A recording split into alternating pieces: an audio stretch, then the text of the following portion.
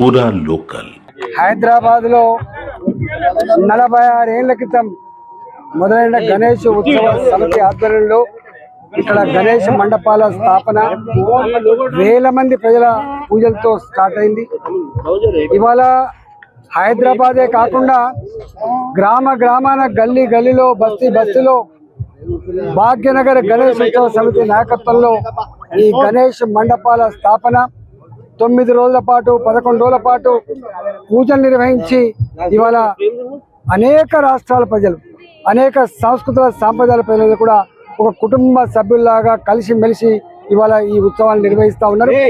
విఘ్నాలు కేవలం కుటుంబాలకు మాత్రమే కాదని సమాజానికంతా కూడా మంచి జరగాలని ఇవాళ విఘ్నాలు తొలగిపోవాలని చెప్పి పూజలు నిర్వహించడం జరిగింది.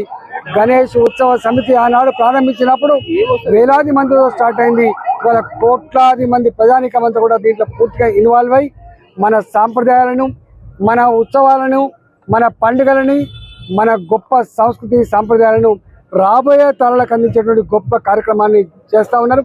నరేంద్ర మోడీ గారి నాయకత్వంలో ఈ దేశంలో ఇవాళ కశ్మీర్ నుంచి కన్యాకుమారి వరకు ఇవాళ మేము భారత మాత ముద్దు బిడ్డలమైనటువంటి ఒక ఐక్యత ఒక భావన ఇవాళ పెళ్లిబుక్తా ఉంది. దేశభక్తి పెరుగుతూ ఉంది, ఐక్యత పెరుగుతూ ఉంది, చైతన్యం పెరుగుతూ ఉంది.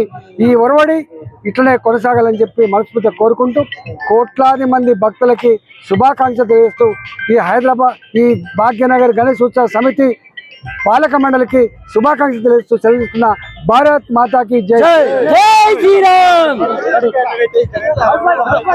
नगर शहर के अंदर 46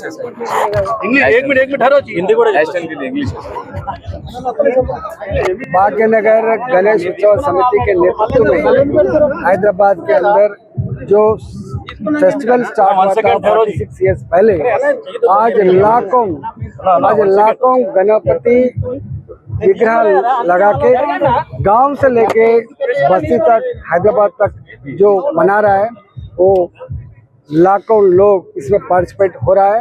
हमारा जो विश्वास, हमारा संप्रदाय, हमारा परंपरा आगे आने वाला जनरेशन को पहुंचाने के लिए ये बहुत काम कर रहा है. इसमें यूनिटी बढ़ा रहा है, हिम्मत दिला रहा और हमारा संप्रदाय को आगे ले जा रहा है.